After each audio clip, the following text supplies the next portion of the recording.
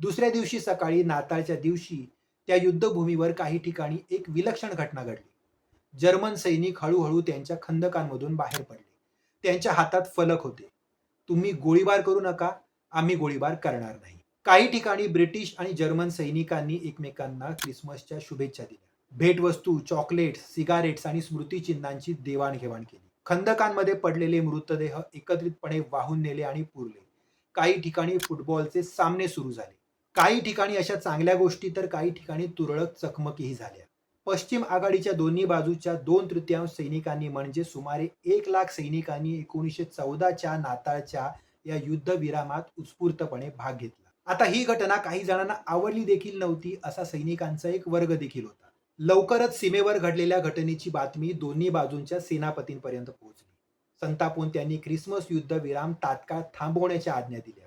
जो कोणी लढण्यास नकार देईल त्याला कठोर शिक्षा करण्याचे आदेश देण्यात आले. युद्धभूमीवर बंधुभावाला अजिबात जागा नाही, असं सर्व सैनिकांना कठोरपणे बजावण्यात आलं. शत्रूशी मित्रभावनेने वागणाऱ्या अनेक सैनिकांना कमी करून युद्धविरामात सहभागी नसलेल्या अनेक सैनिकांना त्यांच्या जागी नेमण्यात आलं.